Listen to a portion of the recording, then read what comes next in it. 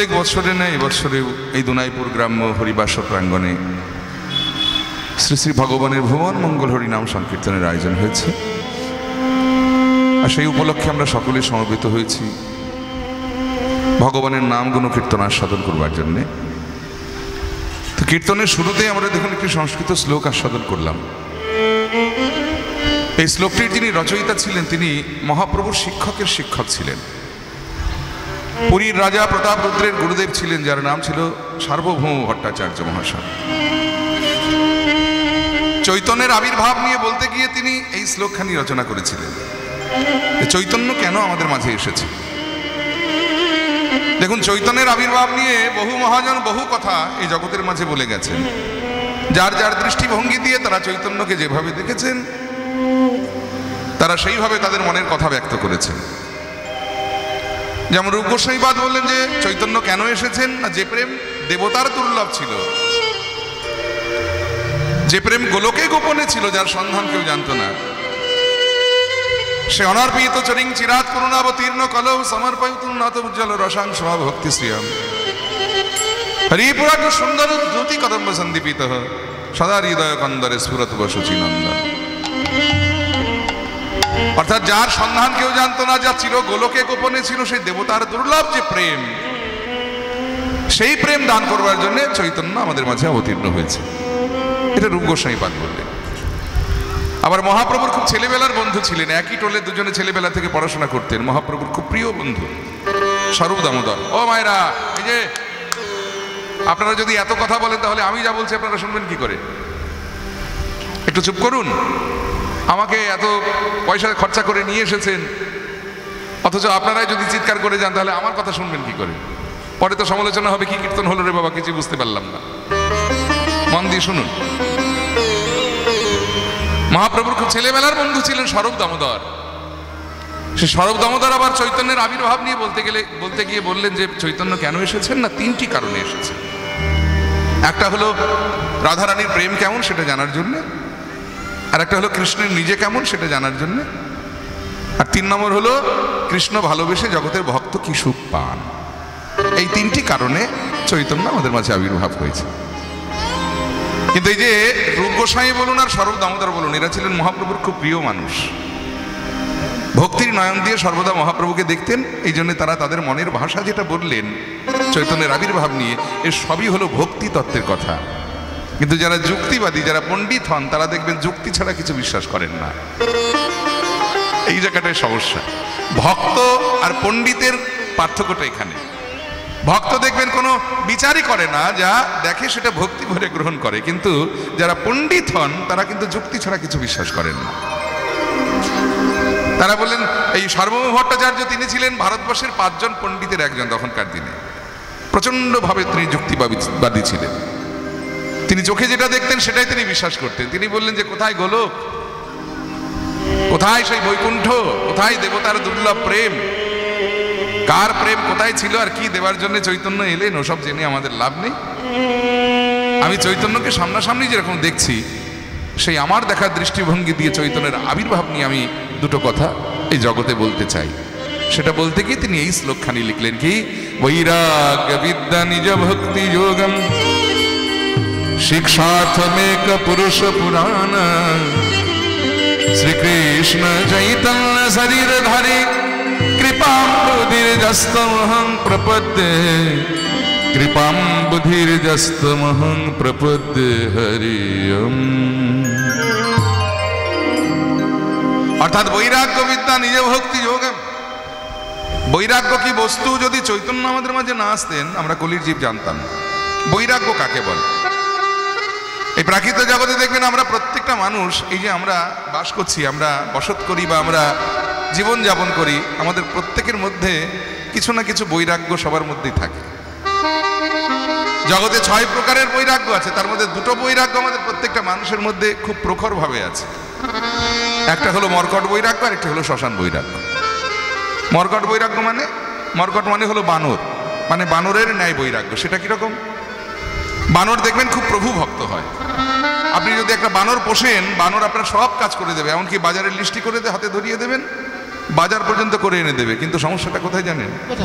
বানর সব কাজ করবে, কিন্তু সম্মুখে যদি একটি বানরই দেখে সঙ্গে সঙ্গে সব ভুল হয়ে যাবে। নিতাই গৌর হরি। তেমনি আমরাও মালা করছি, তিলক করছি, আহ্নিক করছি, জপ করছি, তপ করছি, নিরামিষ খাচ্ছি, তো সম্মুখে যদি একটি সুন্দরী রমণী দেখি, নিতাই গৌর হরি বল, সব ভুল হয়ে যায়। এটা হলো মর্কট বৈরাগ্য। আর এক প্রকার বৈরাগ্য আছে, এটা হলো শ্মশান বৈরাগ্য। দেখবেন শ্মশানে মরা পোড়া থেকে একটা বৈরাগ্য আসে। চিতায় যখন মরা তুলে দিয়ে আগুন ধরিয়ে দেওয়া হয়, তখন মনে হয় যে এই তো জীবন, হিংসা, বিবাদ, লোভ, ভোগ, বিদ্বেষ, চিতাতেই সব শেষ। কিসের জীবন? এই তো সবাইকে এখানে আসতে হবে, একদিন সবাইকে পুড়ে মরতে হবে। কেন এত হিংসা, এত দ্বন্দ্ব? কতক্ষণ মনে থাকে জানেন? যতক্ষণ শ্মশানে থাকা হয়। যেই শ্মশান থেকে বেরিয়ে আসবেন দেখবেন সব ভুল হয়ে গেছে। তখন মোবাইল ঘাঁটছেন, ল্যাপটপ ঘাঁটছেন, ফেসবুক করছেন, হোয়াটসঅ্যাপ করছেন, সব করছেন, ওসব সব ভুল হয়ে যাবে। এটাকে বলা হয় শ্মশান বৈরাগ্য। কিন্তু বৈরাগ্য, প্রকৃত বৈরাগ্য কাকে বলে জানেন? বৈরাগ্যের সংজ্ঞা কি? আমার মনে হয় এর থেকে সহজভাবে বৈরাগ্যের সংজ্ঞা আর বলা যায় না, যেটা আচার্য শ্রী শঙ্কর বলেছেন, যে বিষয়েষু অনাসক্তি, অর্থাৎ বিষয়ের উপরে পূর্ণরূপে যার আসক্তি ত্যাগ হয়ে গেছে। বিষয় কাকে বলা হয়? এই যে টাকা পয়সা, ধন সম্পত্তি, গাড়ি বাড়ি, ব্যাংক ব্যালেন্স, বলে এগুলো বিষয়ের একটা পার্ট, কিন্তু এগুলো মানেই বিষয় নয়। তাহলে বিষয় কাকে বলা হয়? না, যার প্রতি ইন্দ্রিয় আকৃষ্ট হয় তাকে বলা হয় বিষয়। আমাদের পাঁচটি ইন্দ্রিয়, জ্ঞানেন্দ্রিয় পাঁচটি, চক্ষু, কর্ণ, নাসিকা, জিহ্বা, ত্বক। এই পাঁচটি ইন্দ্রিয় দেখবেন পাঁচজনের প্রতি আকৃষ্ট হয় ইন্দ্রিয়। যেমন চক্ষু সৌন্দর্যের প্রতি আকৃষ্ট, কর্ণ শব্দের প্রতি আকৃষ্ট, নাসিকা গন্ধের প্রতি আকৃষ্ট, জিহ্বা স্বাদের প্রতি আকৃষ্ট, ত্বক স্পর্শের প্রতি আকৃষ্ট, আর মন চিন্তার প্রতি আকৃষ্ট। দেখবেন মন কখনো চিন্তা ছাড়া থাকতে পারে না। মন কিছু না কিছু সবসময় কিছু একটা চিন্তা করছে, এটা মনের ধর্ম। তাহলে চোখে যেমন সৌন্দর্যের প্রতি আকৃষ্ট, নিজেকে গুটিয়ে নিতে হবে। কর্ণ শব্দের প্রতি আকৃষ্ট, নিজেকে গুটিয়ে নাও। নাসিকা গন্ধের প্রতি আকৃষ্ট, নিজেকে গুটিয়ে নাও। জিহ্বা স্বাদের প্রতি আকৃষ্ট, নিজেকে গুটিয়ে নাও। ত্বক স্পর্শের প্রতি আকৃষ্ট, নিজেকে গুটিয়ে নাও। এই যে গুটিয়ে নেওয়া, এই গুটিয়ে নেওয়াটার নামই হলো বৈরাগ্য। আর মজার বিষয়টা কোথায় জানেন বাবা? এই সবকটা বিষয় থেকে যদি আমরা নিজেদেরকে পূর্ণরূপে গুটিয়ে নিতে পারি, তাহলে দেখবেন জগতের কোনো দুঃখ তাকে আর দুঃখ দিতে পারছে না। রবীন্দ্রনাথ কি দুঃখ পাননি জীবন? নিজের জীবিত অবস্থায় স্ত্রী বিয়োগ হয়ে গেছে, একটার পর একটা কন্যা বিয়োগ হয়ে গেছে, পুত্র বিয়োগ হয়ে গেছে। শোনা যায় জগতে যত প্রকারের শোক আছে, সবচাইতে কঠিন শোক হলো পুত্র শোক। সেই পুত্র শোক পর্যন্ত রবীন্দ্রনাথ পেয়েছে।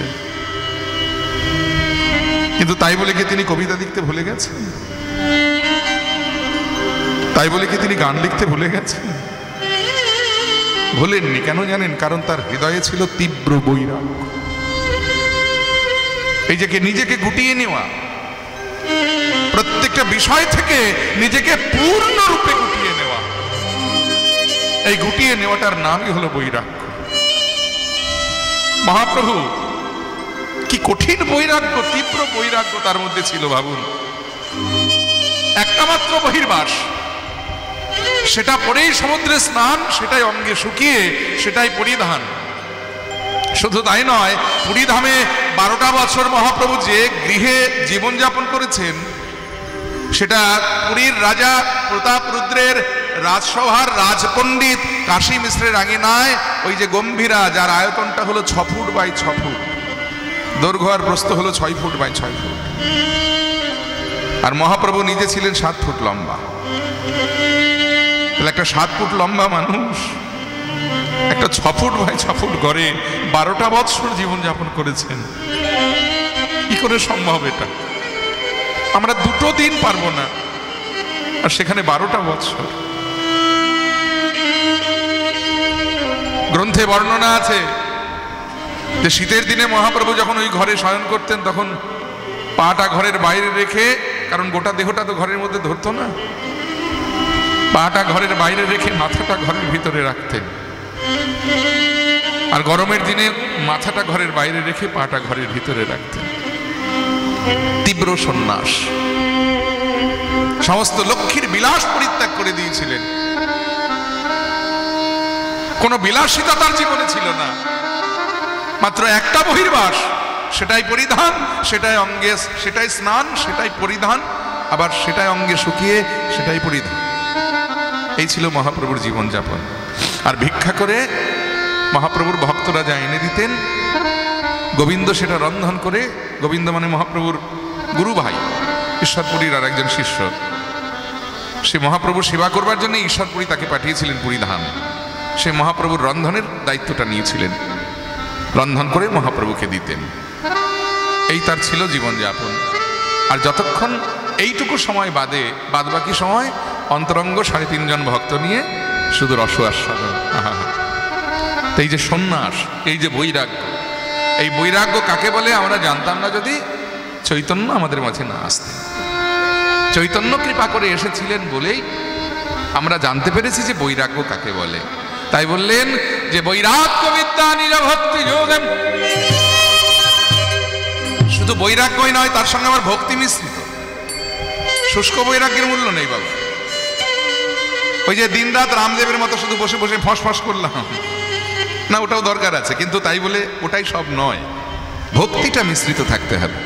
বৈরাগ্যের সঙ্গে যদি ভক্তি মিশ্রিত না থাকে, তাহলে ভগবত সেবনের পথে অগ্রসর হওয়া যায় না। ভক্তি কাকে বলে? আমরা ভক্তি বলতে কি বুঝি? ওই যে মালা পড়লাম, তিলক কাটলাম, চৈতন্য রাখলাম, বৃন্দাবনে চলে গেলাম, দিন রাত ভোজন আরতি গাইলাম আর প্রসাদ পেলাম, বলে এটা ভক্তির একটা পার্ট। এটা মানেই ভক্তি নয়। ভক্তি কোথায় থাকে? হৃদয় ক্ষেত্রে জন্মগ্রহণ করে, আর তার বহিঃপ্রকাশ হয় নয়ন দিয়ে। হরি বল। তাহলে মালা তিলক চৈতন্য বলে ওটা বেড়া স্বরূপ। যেমন দেখবেন ফসল যদি ভূমিতে লাগান, ওই ফসলকে রক্ষা করবার জন্য বেড়া দেওয়া হয়, কারণ পশু পাখিরা নইলে ফসল নষ্ট করবে। তেমনি হৃদয় ক্ষেত্রে চারিপাশে 6টা পশু ঘুরে বেড়াচ্ছে দিন রাত। এই 6টা পশু কে জানেন? কাম, ক্রোধ, লোভ, মোহ, মদ, মাৎসর্য। যাতে ওই ভক্তিরূপী ফসলটাকে নষ্ট করতে না পারে, তার জন্য মালা তিলক চৈতন্য হলো বেড়া স্বরূপ। নিতাই গৌর হরি বল, হরি বল, হরি বল। তাই বৈরাগ্য বিদ্যা নিজ ভক্তি যোগম শিক্ষার্থম এক পুরুষ পুরাণ। অর্থাৎ সেই বৈরাগ্য বিদ্যা, ভক্তি মিশ্রিত বৈরাগ্য রূপী বিদ্যা শিক্ষাদান করবার জন্য তিনি এলেন কে না? পুরুষ পুরাণ। অর্থাৎ পুরাণে বর্ণিত যে পুরুষ, এখানে পুরুষ মানে কিন্তু কোনো বেটা ছেলে নয়। এখানে পুরুষ শব্দের অর্থ হলো পুরীষু ইতি, অর্থাৎ পুরুষ মানে যিনি প্রত্যেকটা জীবের হৃদয় পুরীতে বসবাস করেন, তাকে বলা হয় পুরুষ। প্রত্যেকটা জীবের হৃদয়পুরীতে যিনি বসবাস করেন, সেই পুরাণে বর্ণিত পুরুষ, তিনি বৈরাগ্যরূপী ভক্তি মিশ্রিত বৈরাগ্যরূপী বিদ্যা শিক্ষা দান করবার জন্য কলিযুগে অবতীর্ণ হয়েছেন। তাই পুরুষ পুরাণ, শিক্ষার্থম এক পুরুষ পুরাণ।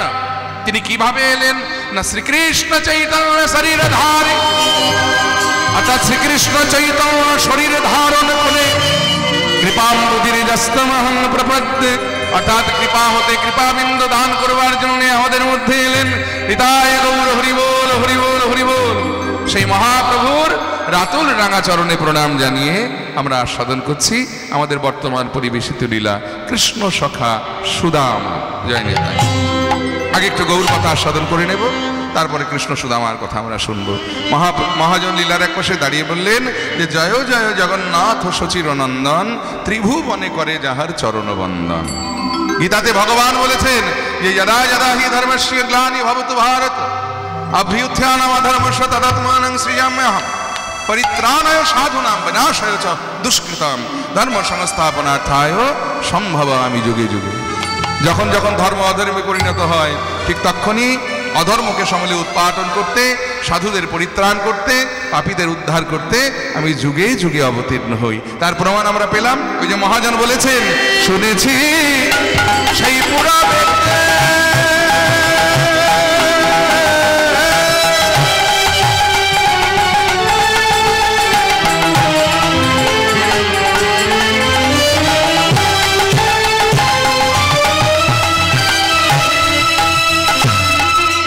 রাবণ বধিলা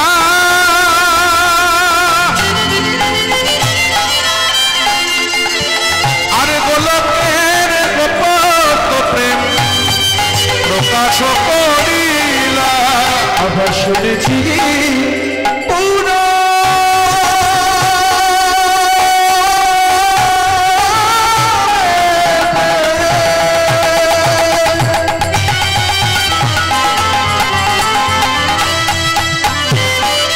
ওই রাবণ বধিরা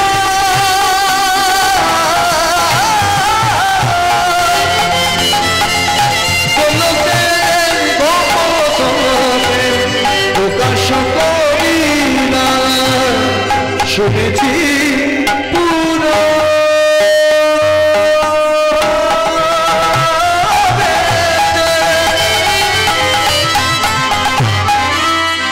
রাবণ বধিরা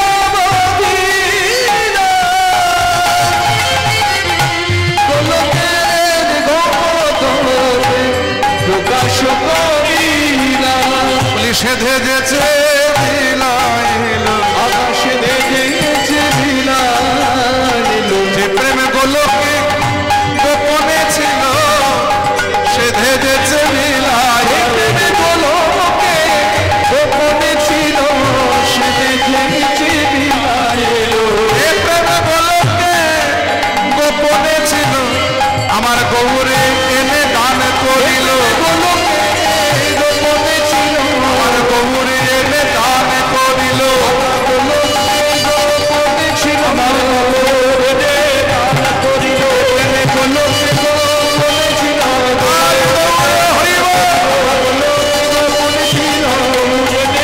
করিল গোপনে ছিল দান করিল সেই গোলকের গোপনের প্রেম অনর্পিত চরিং চিরাত পুনরাবর্তিত কল, যার সন্ধান কেউ জানতো না, যা ছিল গোলকে গোপনে ছিল। সেই গোলকের গোপনের ধন কৃপা করে করুণা করে কলিযুগে অবতীর্ণ হয়ে ভগবান সেই বস্তু নিয়ে এলেন। কি সেই বস্তু? সমর্পয়তুন্নত উজ্জ্বল রসাং স্বভক্তি শ্রিয়া। স্বভক্তি এই শব্দটা একটু ভালো করে অনুভব করতে হয় বাবা। স্ব অর্থাৎ দন্তস্বয় বাফালা, স্ব মানে হলো নিজের, মানে নিজের সম্পদ। তা নিজের সম্পদ দেখবেন কেউ কাউকে সচরাচর দেয় না। কি বাবা, দেয় না? আপনাদের লক্ষ লক্ষ টাকা থাকতে পারে, বিঘে বিঘে সম্পত্তি থাকতে পারে, দামি দামি গাড়ি থাকতে পারে, আপনি লোককে দান করে দেবেন? তেমনি ভগবান কৃষ্ণের একটা স্বভাব আছে, কি জানেন? এটা আমার কথা নয়, চৈতন্য চরিতামৃতে কৃষ্ণদাস কবিরাজ গোস্বামী কলম দিয়েছেন যে কৃষ্ণ যদি ফিরে কবু ভক্তি মুক্তি দিয়া, ভক্তি নয় ভক্তি, ভয়ের অস্বীকার কয়ে ভয়ের অস্বীকার, ভক্তি মানে হলো ভোগ আর মুক্তি মানে হলো মোক্ষ। বলে কৃষ্ণ যদি ফিরে কবু ভক্তি মুক্তি দিয়া প্রেম কবু নাহি দেন রাখেন লুকাই। এখন কেউ যদি বলে প্রভু আমি সারা রাত জেগে তোমার কীর্তন শুনবো, তুমি শুধু কৃপা করে আমার একতলা বাড়িটাকে দোতলা করে দাও, ভগবান বললেন বাবা বাবা অল্পের উপর দিয়ে বেঁচে গেলাম বাবা, তো দোতলা নয় চারতলা করে দেবো, হলো। আবার কেউ যদি বলে প্রভু আমি সারা রাত জেগে তোমার কীর্তন শুনছি, তুমি শুধু কৃপা করে আমার মেয়েটাকে ভালো জায়গায় বিয়ে দিয়ে দাও, ভগবান বললেন বেশ, কোনো চিন্তা নেই, তোর মেয়ের খুব ভালো জায়গায় বিয়ে দিয়ে দেবো। আবার কেউ যদি বলে প্রভু আমি সারা রাত জেগে তোমার কীর্তন শুনবো, তুমি শুধু কৃপা করে মায়ার সংসার থেকে আমাকে মুক্তি পাইয়ে দাও, ভগবান বলে আরে বাপ রে বাপ, আবার এটাও চাস? আচ্ছা বেশ, এটাও না হয় দিলাম। কিন্তু কেউ যদি বলে প্রভু আমি সারাটা জীবন তোমার নাম করব, তুমি শুধু কৃপা করে তোমার ওই প্রেম বস্তুটা একবার আমাকে দাও, ভগবান সঙ্গে সঙ্গে বলে দিলেন যে ওটি হবে না বাছা, ওটা আমি তোমায় দিতেই পারবো না, কারণ ওটা আমার নিজের সম্পদ, আর ওটা আমি তুলে রেখে দিয়েছি আমার নিজের মানুষের জন্য। আমার নিজের মানুষ কারা? না যারা হলেন বৃন্দাবনের ব্রজগোপীগণ, যারা সর্বস্ব পরিত্যাগ করে আমার সুখকে নিজের সুখ করেছে। আমি কেবলমাত্র আমার সেই নিজের সম্পদটুকু তাদের জন্য তুলে রেখে দিয়েছি, যেটা আমি তোমায় দিতে পারবো না। সেই ভগবান যখন গৌর হয়ে এলেন কলির জীবের মাঝে, যা এতদিন শুধুমাত্র কিশোরীর হৃদয় ভাণ্ডারে যে ধন লুকানো ছিল, সেই ইন্দ্রের বাঞ্ছিত ধন, ব্রহ্মার বাঞ্ছিত ধন, গোলকের গোপনের ধন, তিনি সেধে যেছে জীবের দ্বারে দ্বারে কৃপা করে দান করলেন। তাই তো মহাজন বলেছেন যে শুনেছি পুরাবেতে রাবণ বধিলা, এবার গোলকের গোপত প্রেম প্রকাশ করিলা। শুধু তাই নয়, আবার কি করেছেন? রাধা রানীর প্রেমে ভাবে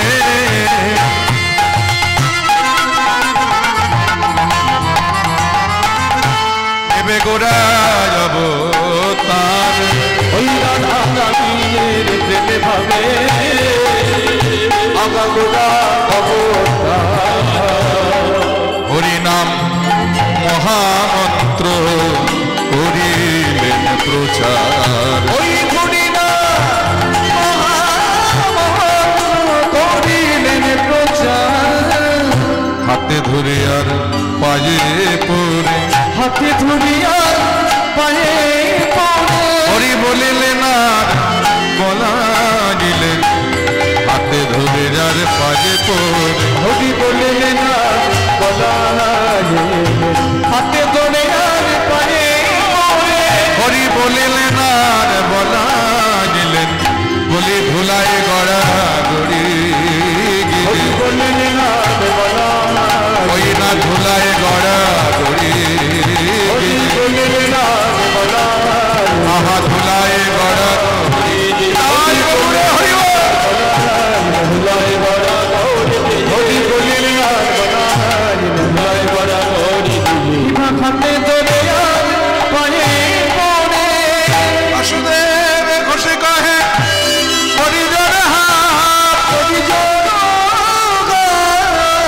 যে গৌর সেই কৃষ্ণ কৃষ্ণ সেই জগন্নাথ আহা সেই জগন্নাথ রে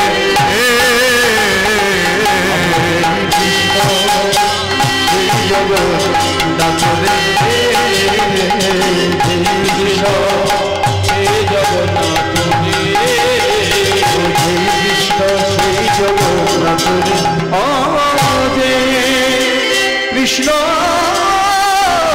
সেই জগন্নাথ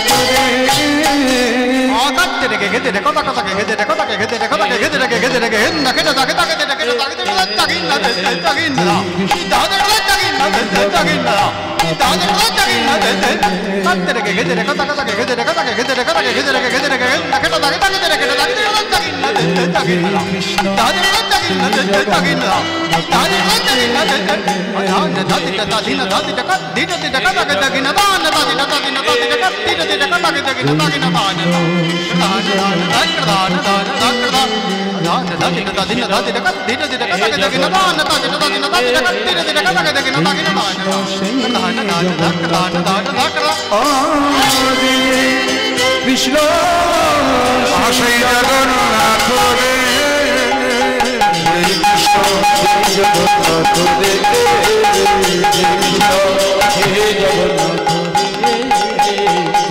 সেই জগন্নাথ রে জগন্নাথ রে হে কৃষ্ণ হে জগন্নাথ রে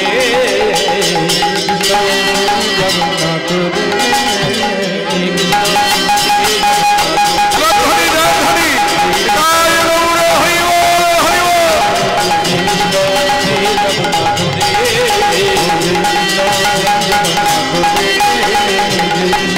সেই জগন্নাথ রে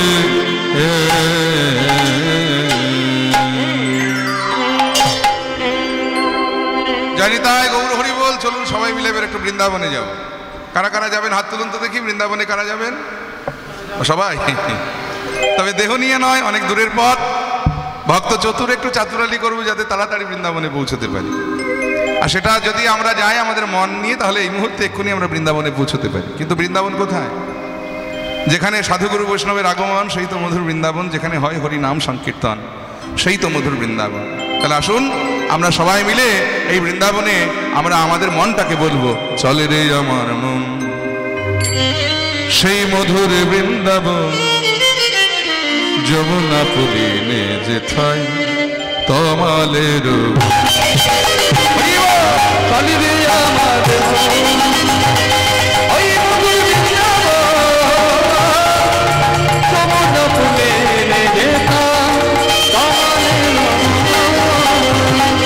চলে রে আমার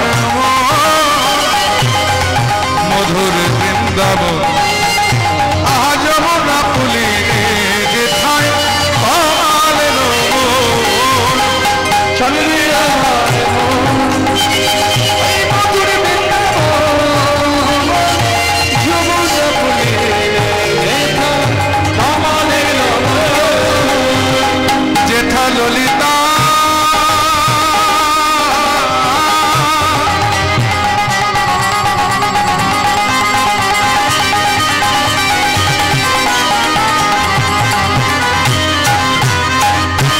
আছে ললিতা বিশাখায়াত যত গোপীগণ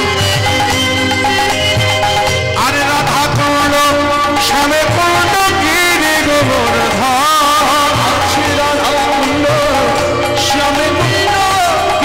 গোবর্ধন আছে কেশিধার আর বংশীব ওই নিকুঞ্জ কানন যমুনা তুলিবে যেথায় কমলের মন।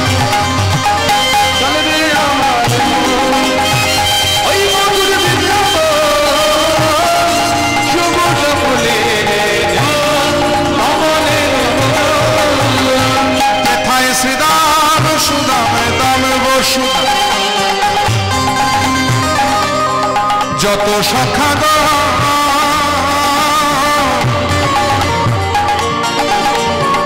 আছে ধবলি শ্যামলি নদী চক্রদাভিগণ শ্যামলী নদী মধুর মধুর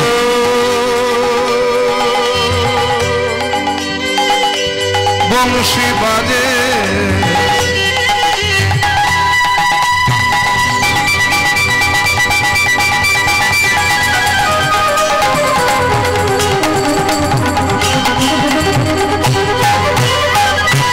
সেই তো বৃন্দাবন যেথায় রাখাল রাজা গোপাল আমার খেলে অনুক্ষণ রাখাল রাজা গোপাল আমার খেলে অনুক্ষণ আছে মা যশোদা পিতানন্দ আর ব্রজবাসীগণ সেই যমুনা ফুলিবে যেথায় কমলের মন। চলে রে আমার ওই মধুর বৃন্দাবন যমুনা ফুলের দেখা কমলের চলে রে মন বৃন্দাবন চলে রে মন বৃন্দাবন চলে রে মন বৃন্দাবন চলে রে মন বৃন্দাবন চলে রে মন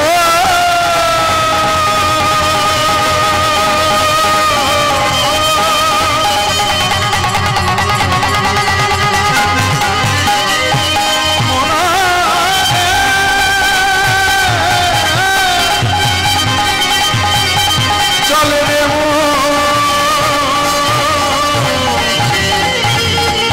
চলো যায় সিধা বৃন্দাবন ধাম কি শ্যাম সুন্দর মদন মোহন কি রাধে শ্যাম রাধা রানী কি। তাহলে আমরা মন নিয়ে এলাম মধুময় সুধাম বৃন্দাবনে আস্বাদন করছি কৃষ্ণ সুদামার কথা। ভগবান কৃষ্ণচন্দ্র তার প্রিয় সখা প্রিয় নম্র সখা এবং প্রাণ সখা ইত্যাদি সখাদের নিয়ে বৃন্দাবনে গোষ্ঠ গোচরণী বিনোদ খেলায় মত্ত ভগবান খেলেন। তো ভগবান খেলেন আমরাও খেলি, তবে ভগবানের খেলার আমাদের খেলা এক নয়। কারণ ভগবান খেললে হয় লীলা আর আমরা খেললে হয় খেলা, পার্থক্যটা এখানে। এই ভগবানের লীলা আর আমাদের খেলা এত সুন্দর পার্থক্য করে গেছেন বাংলার একজন বিখ্যাত কবি, তবে তিনি হিন্দু নন, মুসলমান কুলে জন্মেছিলেন। এই পশ্চিম বর্ধমান জেলার অন্তর্গত চুরুলিয়া বলে একটি গ্রাম, সেই গ্রামে জন্মেছিলেন বাংলার মহাকবি যার নাম ছিল কাজী নজরুল ইসলাম। গত পরশুদিন তার জন্মদিন গেছে, জন্মবার্ষিকী গেছে, 11ই জ্যৈষ্ঠ তার জন্মতিথি। সেই কাজী নজরুল ইসলাম তিনি ভগবানের লীলার আমাদের খেলাটাকে এত সুন্দর পার্থক্য করে গেছেন সহজ সরল কয়েকটা বাংলা শব্দ দিয়ে। তিনি বললেন, প্রভু তুমিও খেলছো, আমরাও খেলছি, তবে তোমার খেলার আমার খেলা এক নয়। তোমার খেলার আমার খেলায় পার্থক্য কতটা জানো? তিনি বর্ণনা করলেন, দেখুন, বলে, প্রভু খেলিছ এ বিশ্ব লয়ে বিরাট শিশু, আনমনে খেলিছ প্রলয় সৃষ্টি তব পুতুল খেলা, নিরজনে প্রভু নিরজনে খেলিছ এ বিশ্ব লয়ে বিরাট শিশু, আনমনে খেলিছ। বলে, ভগবান তুমিও খেলছো, আমরাও খেলছি, তবে তোমার খেলার আমাদের ধরা দে আমার রং বক্ষে নিও। কারণ তুমি ইচ্ছে করে ধরা না দিলে জগতে কেউ তো তোমায় ধরতে পারে না। মা যশোদা তার প্রধান সাক্ষী। নবলক্ষ ধেনুর দড়ি নিয়ে এসেছিল তোমায় বাঁধবে বলে, কিন্তু যতবার ঘুরিয়ে গিট দিতে যায় ততবারই 2 আঙুল কম। এখানে 1 আঙুল হলো ভক্তের ভক্তি, আর 1 আঙুল হলো ভগবানের করুণা। শাস্ত্র বলেন, ভক্তি যত ঊর্ধ্বগামী হয় করুণা তত নিম্নগামী হয়। ভক্তি যদি না ছোটে করুণা নাবে না।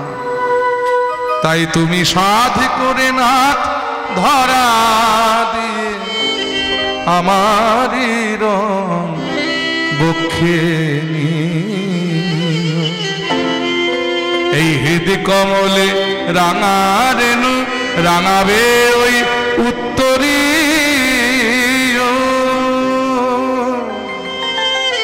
আহা তোমার সঙ্গে প্রাণের খেলা।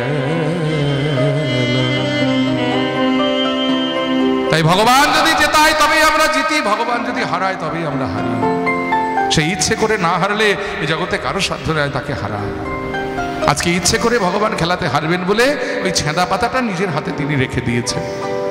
আর যেই সখারা বলেছেন তোর হাতের পাতাটা দেখা, ভগবান ছেঁদা পাতাটা যেই তুলে ধরেছে, সখারা সবাই মিলে চিৎকার করে বলে উঠলেন, চোর বলবি না, চোর বলবি না, চোর বলবি না। চুরি আমি একা করি, তোদের সঙ্গে নিই না। আর চুরি করে চুরির ভাগ তো আমি একা নিই না, তোদেরকেও ভাগ দিই। তাহলে চুরি যে করে, চুরির ভাগ যারা নেয় তারা সমান অপরাধী। তাই চোর বলবি না, একদম চোর বলবি না। চোরের মায়ের সুদামা বলছে, বেশ বেশ বেশ, চোর বলবো না, আমার ঘাট হয়েছে, চোর বলবো না তোকে, তুই রাগ করিস না। কিন্তু কথা হলো শর্ত অনুযায়ী তুই যখন খেলায় হেরে গেছিস, তাহলে শর্ত অনুযায়ী তোকে তো আমাদেরকে কাঁধে করতে হবে। বলে, বেশ করবো, চলে আয় আমার কাঁধে। এই সখারা এক এক করে গিয়ে কাঁধে উঠতে লাগলেন, আর সখারার এক এক করে নিয়ে ভগবান কেশিঘাট থেকে বংশীবট অব্দি নিয়ে গেলেন আর নিয়ে এলেন। সবার শেষ পালা হলো সুদামা। ভাই কানের কাঁধে গিয়ে চেপেছে, বক্ষের দিকে একটা চরণ দিয়েছে, পিঠের দিকে আরেকটি চরণ দিয়েছে। ভগবান বললে, সুদামা, এই সুদামা, বল ভাই, চরণ যদি আমার বক্ষে দিলি, একটা চরণ কেন দিলি? দিনা তোর 2টি চরণই আমার বক্ষে। সুদামা যেই 2টি চরণ বাড়িয়ে দিয়েছে, ভগবান কৃষ্ণচন্দ্র 2টি বাহু দিয়ে সুদামার চরণ 2টি বক্ষে জড়িয়ে ধরে কেশিঘাট থেকে বংশীবট অতি দ্রুত বেগে যখন ছুটে যাচ্ছে, এই অতি দ্রুত বেগে যেই ছুটে যাচ্ছে, সুদামা চিৎকার করে বললে, কানাই রে, কানাই রে, কানাই,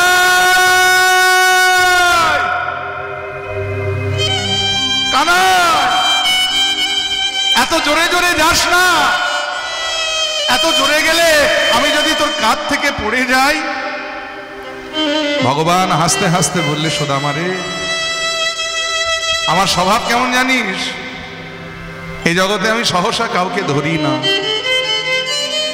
কিন্তু যদি কেউ একবার আমায় ধরে আমি তাকে এমন আষ্টি বৃষ্টি আমি জড়িয়ে ধরি রে ভাই, যে তার আর পড়ে যাবার কোনো ভয় থাকে না।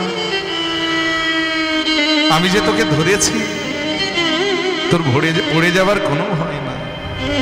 চলেছে কেশে ঘাট থেকে বংশীবর, হঠাৎ যেতে যেতে সুদামার চরণের উপরে দুফোঁটা জল এসে পড়েছে। সুদামা চমকে উঠেছে। জল কেন? তাহলে কি গগনে না না মেঘ হলে তো বৃষ্টির ফোঁটা আগে আমার মাথায় পড়বে, কিন্তু চরণে কেন? তবে কি আমার ভাইখানায় কাছে? সুদামা বদন অবনত করে দেখছে, নয়নের জলে কানাইয়ের বদন ভেসে যাচ্ছে। সুদামা কানাইয়ের কণ্ঠ জড়িয়ে ধরে বলে, কানাই আমায় কাঁধে নিয়ে তোর এত কষ্ট হচ্ছে যে তুই কেঁদে ফেলেছিস,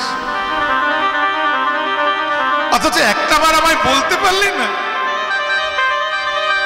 যে সুদামা আমার কষ্ট হচ্ছে, তুই কাঁধ থেকে নেমে যা। প্রত্যেকদিন প্রভাতকালে খেলতে আসার আগে আমার মা যখন আমায় সাজিয়ে দেয়, আমায় খাইয়ে আদর করে মনে পাঠায়, আমাকে বারবার বলে দেয় যে সুদামা রে, তোকে যেমন আমি পেটে ধরেছি, তুই আমার ছেলে, তেমনি কৃষ্ণকে আমি পেটে না ধরলেও কৃষ্ণ আমার ছেলেরই মতো। তাই তোর যেমন আঘাত লাগলে আমার কষ্ট হয়, তেমনি কৃষ্ণেরও যদি আঘাত লাগে তাতে আমার কষ্ট হয়। তাই এমন কোনো খেলা বনে গিয়ে খেলিস না যাতে কৃষ্ণের অঙ্গে আঘাত লাগে। আর সেই আমি তোকে আঘাত দিয়ে ফেলেছি, আমায় নামিয়ে দে তোর কাঁধ থেকে। আমরা সব সইতে পারি, কিন্তু তোর চোখের জল আমরা সইতে পারি না। যে খেলা খেলতে গিয়ে তোর চোখে জল আসে, সে খেলা আমাদের প্রয়োজন নাই, আমরা খেলবো না। আমায় নামিয়ে দে তুই কাঁধ থেকে। ভগবান বলে, সুদামা রে, তুই কি ভাবছিস যে আমি কষ্ট পেয়ে কাঁদছি? তা নয় রে। এই জগতে মানুষ দুটো কারণে কাঁদে দেখবি, এক হলো খুব দুঃখ পেলে, কষ্ট পেলে, আর এক হলো খুব আনন্দ হলে। আজ আমি কাঁদছি দুঃখে নয় রে, আনন্দে কাঁদছি। কেন জানিস? বৃন্দাবনে এতদিন তোদের সঙ্গে কত রকম খেলা খেলেছে,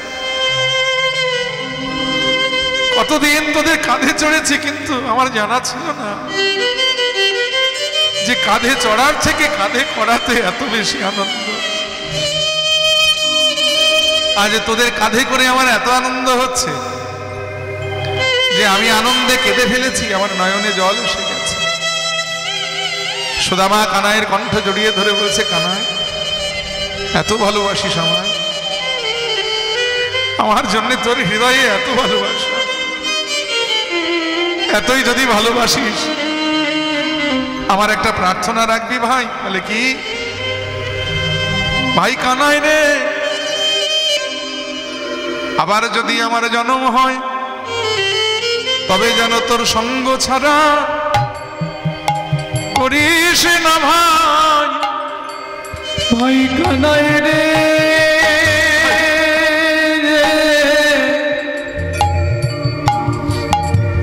যেন সঙ্গ ছাড়া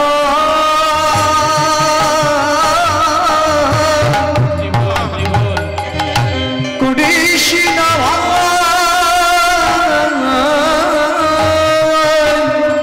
ভাই কানাই রে,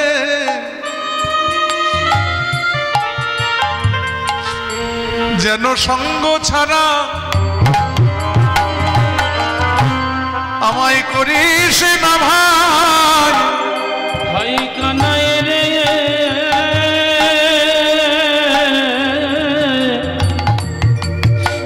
যেন সঙ্গ ছাড়া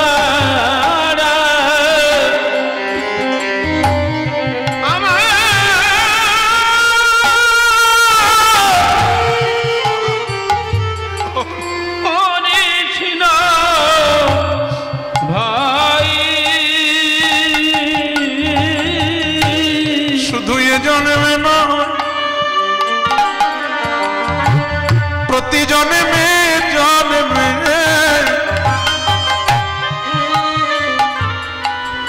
যেন সঙ্গ ছাড়া করিস না ভাই, শুধুই জানবে না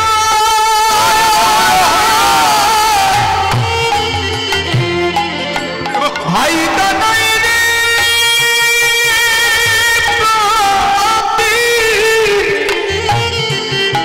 জন্মে জন্মে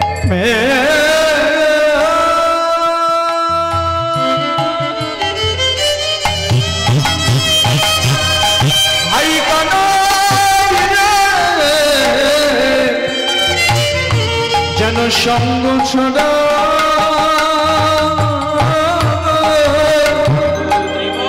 করিস না ভাই,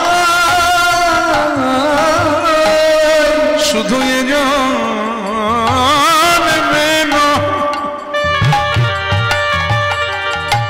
ভাই কানাই রে প্রতি জন্মে জন্মে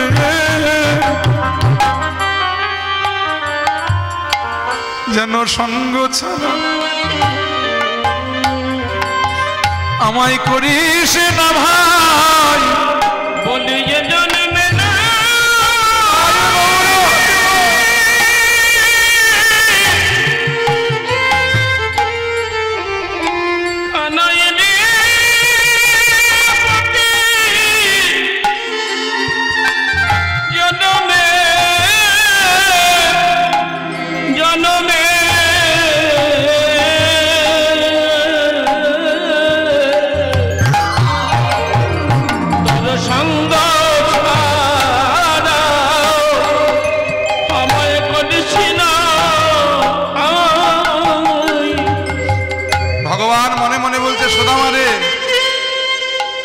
আমি তোকে সঙ্গ ছাড়া করবো কেমন করে,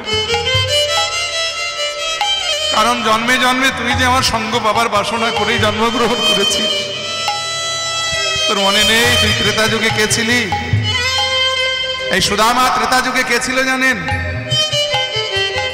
অযোধ্যার রাজা দশরথের মধ্যম পুত্র রাম অনুজ, রামের মেজ ভাই, যার নাম ছিল ভরত। এই ভরতই পরবর্তীকালে অর্থাৎ দ্বাপর যুগে কৃষ্ণ সখা সুদামা হয়ে জন্মগ্রহণ করেছে। ঘটনাটা ঘটেছিল যেদিন রামচন্দ্র অযোধ্যার সিংহাসনে রাজা রূপে অভিষেকৃত হচ্ছে। অযোধ্যার রাজপুরী একেবারে আলোয় আলোয় ঝলমলিয়ে উঠেছে। অযোধ্যার প্রত্যেকটা প্রজার মনে আজ খুব আনন্দ, কারণ তাদের প্রিয় রাম রাজা হচ্ছে আজকে। কিন্তু ঘটনাটা ঘটলো যখন খবরটা পৌঁছে গেল অন্দরমহলে কৈকেয়ীর কানে। কৈকেয়ীর দাসী মন্থরা গিয়ে বললেন, কৈকেয়ী শুনেছিস খবর? বলে কি? বলে রাম রাজা হচ্ছে। কৈকেয়ী আনন্দে নেচে উঠেছে, বলে বাহ, আমার রাম রাজা হচ্ছে, আজ আমার কি আনন্দ যে আমার সেই ছোট্ট রাম আজ কত বড় হয়ে গেছে, যাকে কোলে পিঠে করে আমি বড় করেছি, সেই রাম আজ রাজা হচ্ছে। ভক্তমণ্ডলী, ভক্তিমতী মায়েরা, আমরা কৈকেয়ীকে রামায়ণের একটা খল চরিত্র হিসেবে জানি, কিন্তু এই কৈকেয়ীর বাৎসল্য প্রেম কতটা গাঢ় ছিল সে খবর আমরা অনেকেই রাখি না। আপনারা জানেন কিনা জানি না যে কৌশল্যা রামের গর্ভধারিণী মা হলে কি হবে। ছেলেবেলা থেকে কৈকেয়ী কিন্তু রামচন্দ্রকে কোলে পিঠে করে বড় করেছে। এত ভালোবাসতেন রামচন্দ্রকে যে নিজের ছেলে ভরত কাছে থাকলে পাছে রামের প্রতি ভালোবাসা কমে যায়। সেই জন্য এই ভরতকে সারাটা জীবন মামার বাড়িতে রেখে, মানে কৈকেয়ীর বাপের বাড়িতে রেখে ভরতকে বড় করেছেন, কিন্তু রামকে কোনোদিন চোখ ছাড়া নয়ন ছাড়া করেননি। যে রামের প্রতি কৈকেয়ীর এত ভালোবাসা ছিল, সেই রামকেই আবার তার জন্য 14 বছর বনবাসে যেতে হয়েছিল। কেন জানেন? কারণ সঙ্গ দোষ। এই জন্য শাস্ত্রে বলে সাধু সঙ্গ করতে, সৎসঙ্গ করতে। কৈকেয়ীর বাৎসল্য প্রেম খর্ব হয়ে গিয়েছিল ওই মন্থরার মতো দাসীর সঙ্গ গুণে। বাপের বাড়ি থেকে এনেছিল তো এই দাসীটাকে, খুব ভালোবাসত কৈকেয়ী। সেই মন্থরা যখন কৈকেয়ীর কানে বিষ ঢালতে শুরু করলো, বলে রাম রাজা হচ্ছে, আর আনন্দে নেচে উঠলি, একবার নিজের ছেলেটার কথা ভাবলি না? বলে কি ভাববো আবার নিজের ছেলের কথা? বলে কেন, ভরত তোর নিজের ছেলে, রাম রাজা হলে ভরতের কি হবে একবার ভেবে দেখেছিস? বলে কেন, কি আবার হবে? ভরত তো রামেরই ভাই, তা রাম রাজা হলে ভরতের তো আনন্দ হবে। বলে ওরে পাগল, ভরতের দাদা বটে রাম, তবে মায়ের পেটের ভাই তো নয়। ভরত তোর ছেলে আর রাম হলো কৌশল্যার ছেলে, কৌশল্যা তোর সতীন হয়। অর্থাৎ রাম হলো ভরতের সৎ দাদা। রাম যদি রাজা হয় তাহলে ভরতের কি আসবে যাবে? কিচ্ছু হবে না ভরতে। যদি এখনো সময় আছে, ভরতকে তুই রাজা করতে পারিস। বলে কি করে করব? বলে তোর হাতে উপায় আছে। মনে নেই তুই রাজা দশরথের কাছে দুটো বর পেতিস? কারণ দশরথ দুবার মৃত্যুর মুখ থেকে দশরথকে সেবা করে কৈকেয়ী ফিরিয়ে এনেছিলেন। দুইবারই রাজা দশরথ কৈকেয়ীকে বরদান করতে চেয়েছিলেন, কিন্তু কৈকেয়ী বলেছিলেন মহারাজ এখন আমার প্রয়োজন নেই, আমার যখন প্রয়োজন হবে তখন আপনার কাছে চেয়ে নেব, আপনার কাছে গচ্ছিত থাক। আজকে সেই সময় এসেছে, যা দশরথের কাছ থেকে বর দুটো চেয়ে নিয়ে আয়। তো যখন দশরথের কাছে বর চাইতে গেলেন, দশরথের সম্মুখে করজোড়ে দাঁড়িয়েছেন কৈকেয়ী। বলো কৈকেয়ী, কি বলো, কি বলতে এসেছো? মহারাজ আমি দুবার আপনাকে মৃত্যুর মুখ থেকে সেবা করে প্রাণে বাঁচিয়ে এনেছিলাম, আপনি দুবারই আমাকে বরদান দিতে চেয়েছিলেন, কিন্তু আমি তখন নিইনি। আমি বলেছিলাম যে আমার যখন প্রয়োজন হবে তখন আমি আপনার কাছ থেকে চেয়ে নেব, আপনার কাছে গচ্ছিত থাক। আজ আমি চাইতে এসেছি। দশরথ আনন্দে বললেন যে কৈকেয়ী আজ আমার বড় আনন্দের দিন, কারণ আজ আমার রাম রাজা হচ্ছে, আর সেই দিনে আমি যদি তোমার কাছে ঋণ মুক্ত হতে পারি তাহলে আমার থেকে খুশি এই জগতে আর কেউ হবে না। বলো তুমি কি চাও? আমি কথা দিলাম যে তুমি যা চাইবে আমি তোমায় তাই দেব। কৈকেয়ী বললেন মহারাজ আপনি কথা দিচ্ছেন কিন্তু। বলে আমি কথা দিলাম। বলে তাহলে সত্য করুন। এই দশরথ সত্য করলেন, সত্য সত্য সত্য। বলো কৈকেয়ী তুমি কি চাও? মহারাজ আমার প্রথম চাওয়া হলো রামকে নয় ভরতকে অযোধ্যার রাজা করুন। কৈকেয়ী এ তুমি কি বলছো? রামচন্দ্র আমার জ্যেষ্ঠ পুত্র, আমার অবর্তমানে এই সিংহাসনের অধিকার তো রামচন্দ্রের। মহারাজ আপনি কিন্তু আমায় কথা দিয়েছেন যে আমি যা চাইবো আপনি আমায় তাই দেবেন। কৈকেয়ী আমি স্বপ্নেও ভাবতে পারিনি যে তুমি এমন চাওয়াটা আমার কাছে চাইতে পারো।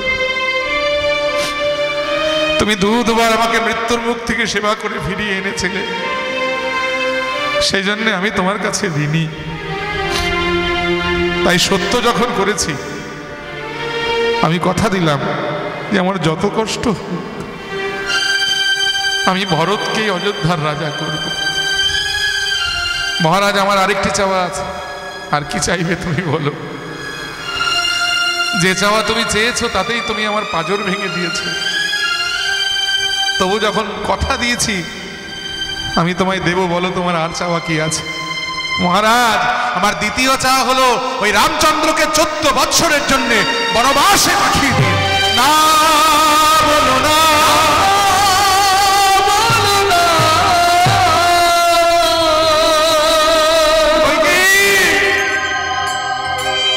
এ তুমি আমার কাছে কি চাইলে বলো? আমি পিতা হয়ে এক সন্তানকে রাজা করে আর এক সন্তানকে আমি বনবাসে কেমন করে পাঠাবো বলো? এর থেকে তুমি চাইলে আমি আমার প্রাণটা তোমায় উবড়ে দিতে পারতাম। তুমি ফিরিয়ে নাও, তোমার চাওয়া তুমি ফিরিয়ে নাও। কৈকেয়ী বললেন মহারাজ আপনি কিন্তু সত্য করেছেন, আর ক্ষত্রিয়র ধর্ম হলো সত্য রক্ষা করা। তাহলে কি আমি বুঝবো যে আপনি সত্য রক্ষার্থে অক্ষম? কৈকেয়ী আমি অযোধ্যার রাজা, সিংহাসন আমার, সেই সিংহাসনের উত্তরাধিকারী আমি রামকে করব না ভরতকে করব সেটা ঠিক করব আমি। তাই ভরতকে অযোধ্যার রাজা করতে আমার কোনো অসুবিধে নেই, কিন্তু রাম বনে যাবে কিনা এটা তো আমি তোমায় কথা দিতে পারবো না। কারণ সন্তান সাবালক হয়ে গেলে তখন সন্তানের প্রতি আর পিতার নিয়ন্ত্রণ থাকে না। তাই রাম বনবাসে যাবে কিনা এটা আমি তো তোমায় বলতে পারবো না, ওটা রামই তোমায় বলতে পারবে। তাহলে ডাকুন রামকে, এই রামকে ডাকা হলো। রাম করজোড়ে এসে দশরথের সম্মুখে দাঁড়ালেন, করজোড়ে দাঁড়িয়ে বললেন, পিতা আমায় আজ্ঞা করুন। রাম, তুমি তো জানো যে তোমার মা কৈকেয়ীর কাছে আমি দুটি কারণে ঋণী ছিলাম। কারণ দুবার মৃত্যুর মুখ থেকে সেবা করে তোমার মা কৈকেয়ী আমায় প্রাণ বাঁচিয়ে দিয়েছিল। আমি তখন কথা দিয়েছিলাম যে তোমার মাকে আমি, সে আমার কাছে যা চাইবে আমি তাকে তাই দেব। আজকের এই শুভ দিনে তোমার মা কৈকেয়ী আমাকে ঋণ মুক্ত করার সুযোগ দিয়েছে, আমার কাছে বরদান মেগেছে। প্রথম বর কি মেগেছে জানো? তোমাকে নয়, ভরতকে অযোধ্যার রাজা করতে হবে। আর শুনে রাম আনন্দে আত্মহারা হয়ে বললেন, পিতা এ তো আমার কাছে আনন্দের কথা, কারণ ভরত আমার ভাই, আমার অত্যন্ত স্নেহের ভাই। আর সেই ভরত যদি রাজা হয়, আমি দাদা হয়ে, এর থেকে আনন্দ আমার কাছে আর কিছু হতে পারে বলে? আপনি নিশ্চিন্ত মনে ভরতকে রাজা করে দিন, তাতে আমার বিন্দু বিসর্গ কোনো আফসোস নেই। আমি জানতাম না, আমি তোমার কাছে এই উত্তরটাই আশা করেছিলাম। আমি জানতাম তুমি এটাই বলবে, কিন্তু না, তোমার মা দ্বিতীয়বারে কি চেয়েছে জানো? তোমাকে 14 বছরের জন্য বনবাসে যেতে বলেছে। রাম হাসতে হাসতে বলেন, পিতা, সন্তান হয়ে জন্মগ্রহণ করেছি, পুত্র হয়ে জন্মেছি, আর পুত্র জনম সার্থকতা, সেখানে যদি পিতৃ ঋণ আমি শোধ করতে পারি, আমার মতো সন্তান জগতে কজন আর হয়? এই সুযোগ জীবনে কটা সন্তান পায়? আজ আমি পিতৃ ঋণ শোধ করার সুযোগ পাচ্ছি, এর থেকে আনন্দ আমার কাছে আর কিছু নাই। আপনি আমায় অনুমতি করুন, আমি বনবাসে যাত্রা করি। আর এই কথা শুনে রামচন্দ্র যখন বনবাসে যাবেন, সীতা দেবী বললেন যে স্বামী আপনি চলে যাচ্ছেন, আমাকে কোথায় রেখে যাচ্ছেন? আমিও যাব আপনার সঙ্গে। লক্ষ্মণ বললেন, দাদা আমিও যাব তোমার সঙ্গে, কারণ বনবাসে গেলে তোমাদের সেবা করবে কে? এই রাম, লক্ষ্মণ, সীতা দেবী যখন তিনজন বনবাসে গমন করলেন, রামের বিরহে কাঁদতে কাঁদতে ওই দশরথ যখন প্রাণ ত্যাগ করলেন, ওদিকে ভরত তার বিন্দু বিসর্গ জানতেন না, কারণ ভরত তখন ছিলেন মামার বাড়িতে। ভরত মামার বাড়িতে ছিলেন। ভরতকে সংবাদ দিয়ে যখন অযোধ্যায় আনা হলো, ভরত সবিস্তারে সব জানতে পেরে মায়ের সম্মুখে দাঁড়িয়ে বললেন, মাগো, তুমি জগতে এমন এক কাজ করেছো যে আমি সন্তান হয়ে তোমায় অভিশাপ করছি। যতদিন গগনে চন্দ্র সূর্য তারা থাকবে, ততদিন এই জগতের বুকে তুমি বিমাতা মানে সতমা নামের কলঙ্ক হয়ে তুমি বেঁচে থাকবে। আমি চললাম দাদাকে ফিরিয়ে আনতে। এই বলে ভরত ছুটতে ছুটতে দ্বন্দ্বকারণ্যে এসে রামের চরণে আছাড় খেয়ে বললেন, দাদা দাদা দাদা, তুমি ফিরে চলো দাদা, তোমার বিহনে অযোধ্যা অন্ধকার হয়ে গেছে, কারো মুখে হাসি নাই, অযোধ্যায় সুখ নাই। তোমার বিরহে কাঁদতে কাঁদতে আমাদের পিতৃদেব স্বর্গ লাভ করেছে। তুমি ফিরে চলো দাদা, তুমি ফিরে চলো।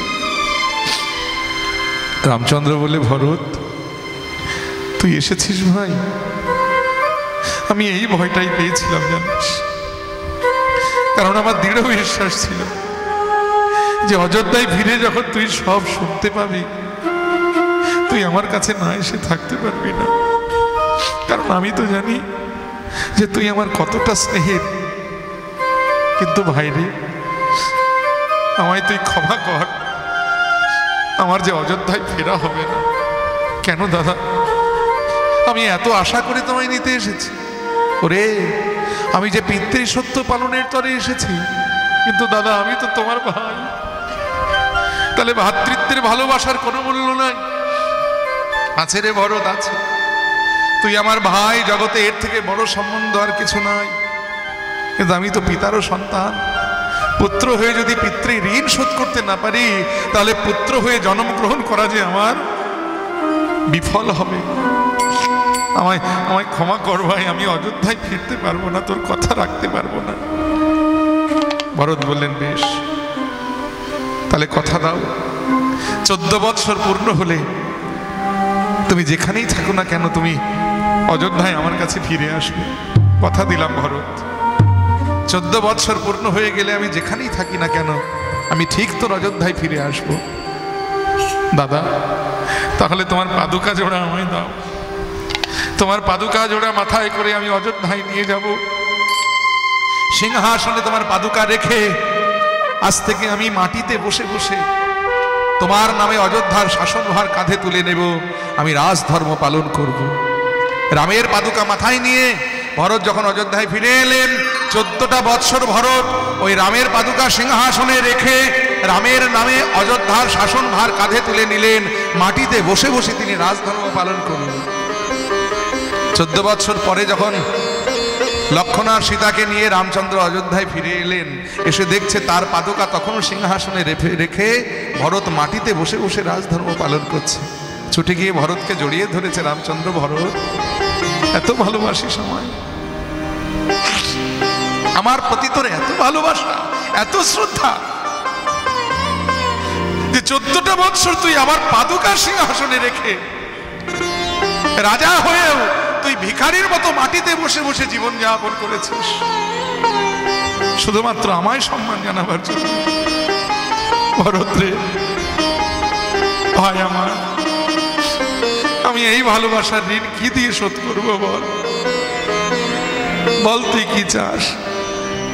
আমি কথা দিলাম তুই যা চাইবি আমি তোকে তাই দেব। ভরত বললে দেবে দাদা? তাহলে যদি দিতেই চাও তুমি আমায় এই বরদান দাও, যেন আবার তুমি যদি আমায় জন্ম দাও তবে যেন আর ভাই করে নয়, যেন আমায় বন্ধু করে জনম দিও, যেন ভাই গৌর হইব দাদা গো, যেন বন্ধু করে আমায় জনম দিও দাদা গো, যেন বন্ধু করে আমায় জন্ম দিও। আমি আর কিছু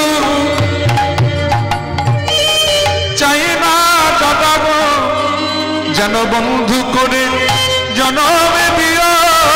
আমি আর কিছু চাই না দাদা গো, যেন বন্ধু করে জন্ম দিও। রামচন্দ্র বলেন, ভরত এই জন্মে তুই আমার ভাই হয়েছিস আর পরের জন্মে কিনা বন্ধু হতে চাইছিস কেন রে? একবার কেউ প্রমোশন পেলে আর ডিমোশন নিতে চায়? একবার যদি কেউ MA পাস করে যায় সে পরবর্তীকালে আবার কখনো মাধ্যমিক পরীক্ষায় বসতে চায়? তা তুই এই জন্মে আমার ভাই আর পরের জন্মে কিনা বন্ধু হতে চাইছিস কেন রে ভাই? ভরত বললে, দাদা গো যেদিন তুমি বনবাসে গিয়েছিলে, যেদিন তুমি বনবাসে গিয়েছিলে, আমি ভ্রাতৃত্বের অধিকার নিয়ে বড়ই আশা করে তোমায় ফিরিয়ে আনতে গিয়েছিলাম, কিন্তু সেদিন তুমি আমায় ফিরিয়ে দিয়েছিলে। যেহেতু তুমি আমার দাদা, আমি তোমার ভাই, তাই তোমার কথা মেনে আমি সেদিন এই অযোধ্যায় ফিরতে বাধ্য হয়েছিলাম। কিন্তু সেদিনে যদি আমি তোমার বন্ধু হতাম, আমি তোমার কোনো বাধা কোনো নিষেধই মানতাম। সেদিনই আমি হাত ধরে টানতে টানতে তোমায় মন হতে অযোধ্যায় ফিরিয়ে আনতাম। তাই দাদা গো আর ভাই করে নয়, এবারে যেন বন্ধু করে জনম দিও, বন্ধু করে জনম দিও। আমি আর কিছু চাই না দাদা গো, আমায় বন্ধু করে জনম দিও। আর কিছু চাই না দাদা গো, আমার এই নিবেদন করা রইল। আর কিছু চাই না দাদা গো, তাই গৌর হইব। আর কিছু চাই না দাদা, নিবেদন করা রইল। আর কিছু চাই না দাদা, নিবেদন করা রইল। বন্ধু করে জনম দিও। সেই অযোধ্যার রাজা দশরথের মধ্যম পুত্র রাম, অনুজ, ভরত তিনি দাপর যুগে কৃষ্ণ সখা সুদামা হয়ে জন্মগ্রহণ করলেন। আর সেই সুদামাকে কাঁধে নিয়ে ভগবান কৃষ্ণচন্দ্র তিনি চলেছেন কেশিঘাট থেকে বংশীবটের দিকে। আহা সুদামারে লইয়া কৃষ্ণ চলিতে লাগিল, সুদামারে লইয়া কৃষ্ণ চলিতে লাগিল, বলি সুদামারে লইয়া কৃষ্ণ চলিতে লাগিল, সুদামারে লইয়া কৃষ্ণ চলিতে লাগিল। একটি পক্কয়াম্র বৃক্ষ তলে আসিয়া দাঁড়ালো, আসিয়া দাঁড়ালো, একটি পক্কয়াম্র বৃক্ষ তলে আসিয়া দাঁড়ালো, আসিয়া দাঁড়ালো। একটা আম গাছের নিচে এসে যেই দাঁড়িয়েছে, সুদামা উনি কানাইয়ের কাঁধে চেপে ওই একটা আম দেখেই অমনি আম গাছের তলায় এসে দাঁড়িয়ে আমগুলো দেখেই অমনি কানাইকে বলছে, কানাই একবার দাঁড়া রে দাঁড়া রে, কানাই একবার দাঁড়া রে দাঁড়া রে, কেমন পাকা পাকা আম ফলেছে।